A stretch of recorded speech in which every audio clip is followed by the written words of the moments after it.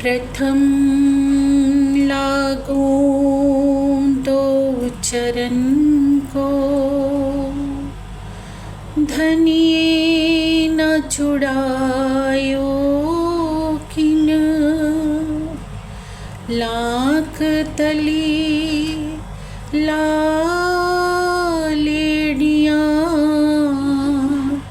मेरे जीव के यही जीवन,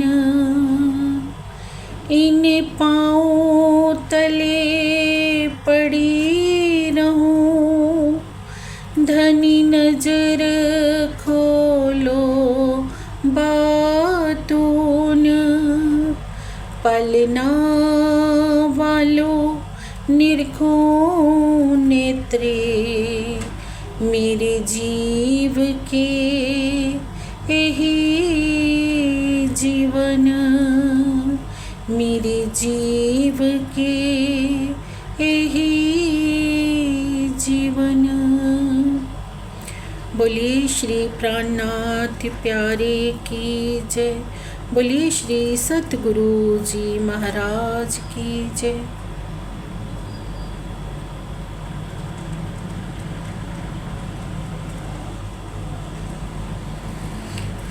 प्रेम प्रणाम जी सुंदर साथ जी,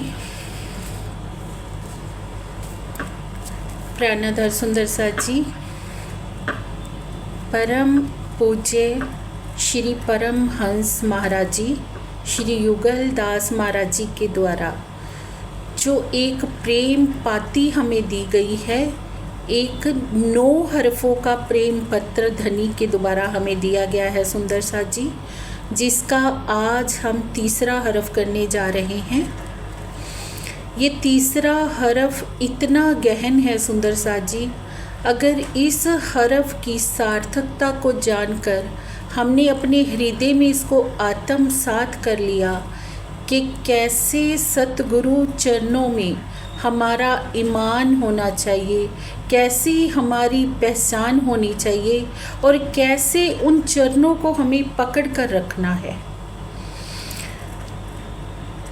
जाने तीसरा हरफ यह है कि हमें अपने माशूक को हठ से, जिद से पकड़े रखना चाहिए, पाना चाहिए। अब देखिए सुंदर साथ जी, हठ क्यों कहा गया है? क्योंकि स्वयं परमहंस श्री युगलदास महाराज जी ने धनी को हठ पूर्वक प्राप्त किया था। जैसे ही सतगुरु के द्वारा उनको ये राह मिलती है, परम धाम की वाणी का श्रवण पाते हैं, तो उनकी विरहा की स्थिति थी वो इतनी बढ़ जाती है कि उन्हें संसार नश्वर लगने लगता है और संसार की तरफ से वो अपनी आंखें बंद कर लेते हैं, अर्थात पट्टी बांध लेते हैं आंखों पर।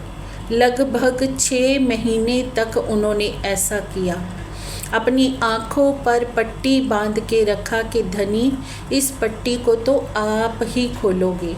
तो धनी का उनको दीदार हुआ, परम धाम का दीदार हुआ सुंदर साथ जी, और ये हरफ हमें प्राप्त हुए, रसानंद वाणी प्राप्त हुई और परम धाम की चर्चनी प्राप्त हुई। पर इस हठ की हमें नकल भी नहीं करनी है सुंदर साथ जी, क्योंकि वो परम हंस युगल दास महाराज जी थे। उनके जैसे वो गुण, उनके जैसी वो कुर्बानी, उनके जैसा वो तप होना भी ज़रूरी है। क्योंकि पतिव्रता धर्म को अगर हम निभाने के काबिल हैं, तभी हम ये दावा कर सकते हैं अपने आत्मा के प्रीतम से कि हमें सुख दीजिए। अगर हम पतिव्रता धर्म को निभा ही नहीं रहे हैं सुंदर साथ जी, तो हम इस हट के भी अधिकारी नहीं हैं। प्रेम का अधिकारी कौन होता है? जो प्रेम के पथ पर बिना डगमगाए चलता है। कैसे चलता है वो आगे हमें महाराज जी बता रहे हैं। जो भला है तो अपना माशूक, बुरा है तो अपना माशूक, और ना बड़े से काम और ना छोटे से काम। अभी देखिए, चाहे हमारे साथ कुछ बुरा होए भला होए, सब बातों के पीछे हमने क्या मानना है? पल पल उसकी मेहर को मानना है कि मेरे साथ अच्छा हो रहा है, बुरा हो रहा है, जो कुछ हो रहा है धनी की रजा से हो रहा है। पर हम क्या ऐसा कर पाते हैं सुंदर साथ जी? हम हठ करने के अधिकारी क्यों नहीं हैं? क्योंकि जरा सा कोई संसार का माया का कष्ट हमारे ऊपर आ जाता है, उसी पल हमारा ईमान डगमगा जाता है। हम क्या कर देते हैं? धनी को उलाना दे देते हैं कि ये आपने क्या कर दिया मेरे साथ, ऐसा क्यों हो गया मेरे साथ। तो उसी समय हमारा ईमान डगमगाता है कि इससे अच्छा तो देवी देवताओं के पास जाने वाले लोग हैं, कम से कम देवी देवता उन्हें सुख तो दे रहे हैं। हम तो जब से राजी के चरणों में आए हैं दुख ही दुख उठा रहे हैं। पर यहाँ पर हमारा ईमान हम क्या कर देते हैं सुंदर साथ जी? खो देते हैं। और इस ईमान के खो देने से हम धनी के आगे प्रेम की हठ करने का अधिकार भी खो देते हैं। यही बात हमें समझाना चाह रहे हैं महाराज जी कि हमारा ईमान कैसा हो, हर बातों में पल पल धनी का शुक्राना हो। हर बात पे हम ये सोचें कि चाहे दुख आ रहा है, सुख आ रहा है, हर रूप में मुझे सुख ही मिल रहा है। इस संसारिक कष्टों के पीछे भी धनी की मेहर है। इसे दिखाकर वो मुझे माया की सार्थकता बता रहे हैं, मुझे माया से हटाना चाह रहे हैं। ये मेरे प्रीतम का लाड है। और ना बड़े से काम है ना छोटे से काम है। अभी देखिए, धनी से बड़ा कोई नहीं है। अगर इस बात को हमने समझ लिया तो हम किसी भी बात के लिए किसी के आगे गिड़गिड़ाएंगे नहीं कभी भी कि आप मेरा ये कार्य कर दीजिए। अब दुनिया क्या करती है? जिसके पास बल देखती है उसी तरफ झुक जाती है। चाहे किसी के पास धन का बल है, किसी के पास शारीरिक बल है, किसी के पास योग्यता है, कुछ भी है, दुनिया उसकी लेला पोपी करने में लगी रहती है कि ये तो बहुत ही बल वाला व्यक्ति है, ये अमुख व्यक्ति मिनिस्टर है, इससे मेरी दोस्ती हो जाएंगे तो शायद मेरे काम संवर जाएंगे। पर धनी से बड़ा तो कोई मिनिस्टर नहीं है सुंदर साथ जी, जिसकी सत्ता के आगे ब्रह्मा विष्णु महेश भी फीके हैं, जिसके एक इशारे मात्र से करोड़ों ब्रह्मा विष्णु महेश पैदा हो जाते हैं और लय हो जाते हैं। वो परमात्मा हमारी आत्मा का प्रीतम है। तो उससे बड़ा कोई हो सकता है सुंदर साथ जी? कभी नहीं हो सकता ना। तो इसलिए चाहे अपना कोई भी कार्य हो, धनी पे छोड़ो। वो चाहेंगे तो अवश्य हो जाएगा, वो नहीं चाहेंगे तो नहीं होगा। इसके पीछे भी धनी की कोई लीला है, उसका कोई लाड है। बड़ा काम है तो भी अपना माशूक, और छोटा काम है तो भी अपना माशूक। अब देखिए, हमें धनी को पहले नंबर पर रखना है सुंदर साथ जी। चाहे हम कोई घर में अपना किसी भी तरह का कोई कार्य कर रहे हैं तो सबसे पहले नंबर पर हमें हमारे प्रीतम होने चाहिए। सबसे पहला स्थान हमें प्रीतम के रूप में किनको देना है? हमारे सतगुरु को। हमारा अवश्य ये फ़र्ज़ बनता है कि हम कुछ भी करना जा रहे हैं तो अंतर आत्मा से अपने सतगुरु को पुकारें। चाहे कोई बड़ा कार्य हो, चाहे छोटा से छोटा कार्य हो, हर कार्य के लिए हमारी प्रेम पुकार हमारे धनी के चरणों में हो। कहने का तात्पर्य यह है कि इसमें जो कोई भी काम है उसमें सबसे अहम भूमिका माशूक की रहनी चाहिए, जहाँ पर ये बात कही गई है। हमारा जी क्या बता रहे हैं कि आप कैसा भी कोई कार्य कर रहे हैं सुंदर साथ जी, सबसे पहले नंबर पर राजी को ही हमें रखना है, बाकी सब बाद में। अभी देखिए, हमारे घरों में कोई विवाह शादी होता है तो उसमें हम इतने मगन हो जाते हैं अपने सगे संबंधियों में कि भूल जाते हैं हर बात में कि धनी को भी हमें इनवाइट करना था उसमें ना, धनी के लिए भी हमें समय देना था। पर ये बात अगर हम समझ लेंगे कि सब कुछ उसकी मेहर के तले हो रहा है। श्री मोहम्मद कहे, ए मोमिनो, तुम पर दम दम जो वरदत, सो सब इश्क हक का पल पल मेहर करत। एक एक क्षण हमारे साथ जो कुछ भी घटित हो रहा है सुंदर साथ जी, सब राजी की मेहर की छाँव तले हो रहा है, क्योंकि हम बैठे कहाँ हैं?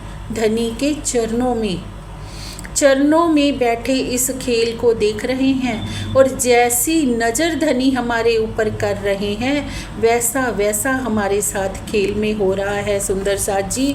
तो इस खेल में आने पर, धनी के चरण कमल प्राप्त होने पर सबसे पहला हमारा उत्तरदायित्व उन्हीं के प्रति है।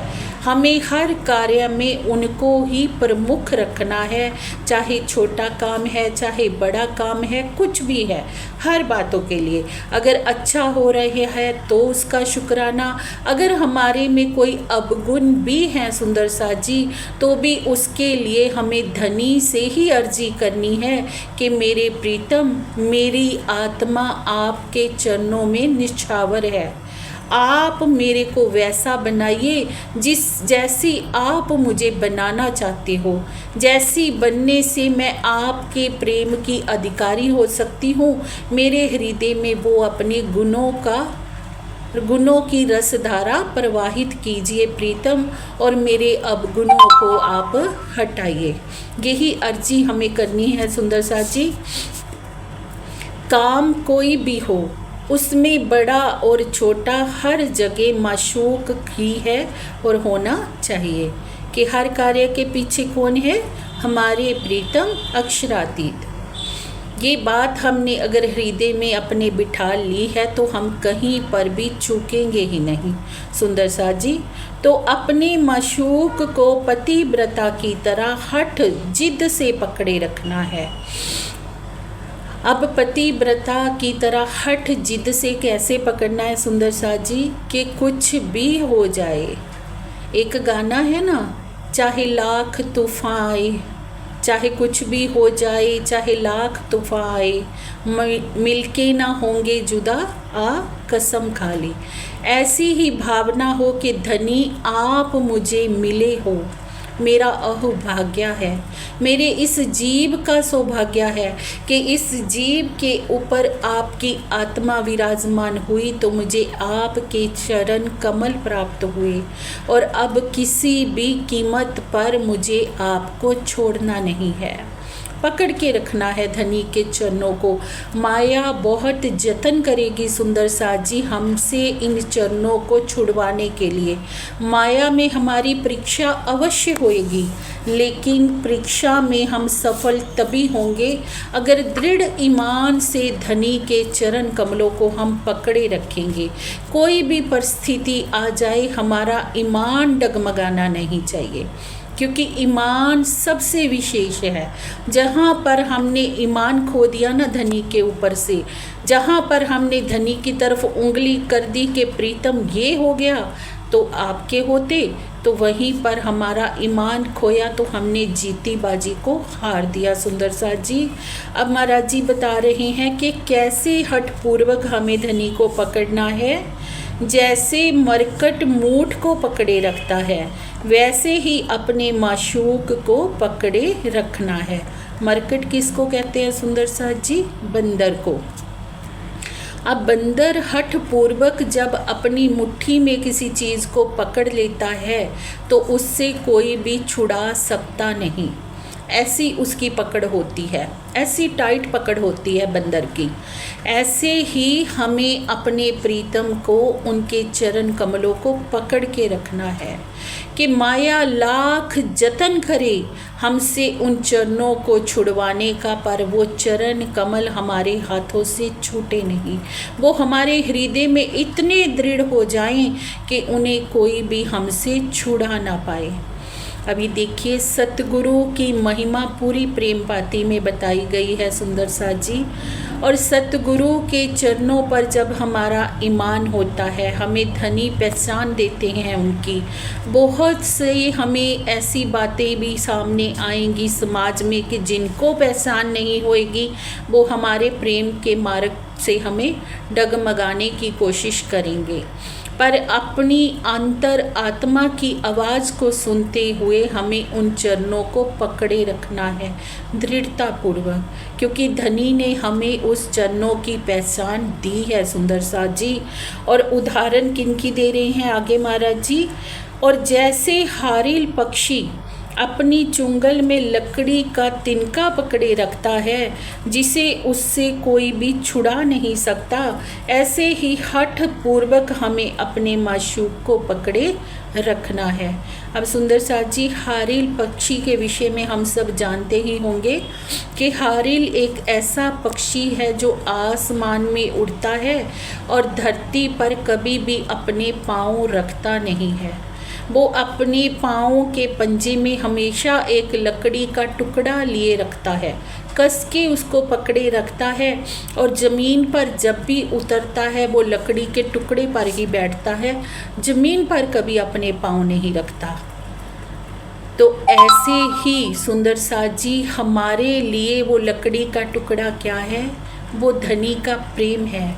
इस माया रूपी धरा पर हमें वो प्रेम को ही धारण करके रखना है और उसी प्रेम को अपने संग संग लेकर हमें आसमान की ओर, प्रीतम की ओर उड़ारी भरते रहना है चितवनी के द्वारा। हमें इस माया की धरा पर हम पैर रखने नहीं आए हैं सुंदर साथ जी। सिर्फ इसको देख लो और अपने हमारी जो चलन है वो कौन सा होना चाहिए। हमारे पैरों के पंजों में लकड़ी के टुकड़े का क्या भाव है कि हमारा वो प्रेम का रास्ता है, वो प्रेम ही हमारा सहारा है। प्रेम को ही हमें पकड़े रखना है, प्रेम से ही दृढ़तापूर्वक धनी के चरण कमलों को पकड़े रखना है। उसी प्रकार सुहागिन की हद, कमाल और पूर्णता अपने माशूक खुदा से वहाँ तक है कि खुदा अलग रूप धर के उसके पास आए तो भी वह खुदा से सवाल जवाब करे। अब यहाँ पर ये बात बहुत ही इम्पोर्टेंट है सुंदर साथ जी कि खुदा अगर अलग रूप धारण करके आई, कैसे कि जिस रूप ने तुमने मुझे जागृत किया है और अकल दीदार दिया है, उसी रूप में आओ तो तुमसे दोस्ती मिलाप करूँगी।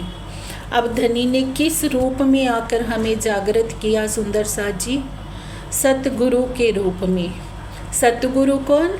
सतगुरु मेरे श्याम जी, मैं अहनिस चरने रहूं। सबसे पहले सतगुरु धनी श्री देवचंद्र जी के रूप में आए और दूसरे जामे में साक्षात मिहिराज जी के धाम हृदय में आकर विराजमान हो जाते हैं पांचों शक्तियों के सहित। अब क्या कह रहे हैं कि उसी रूप में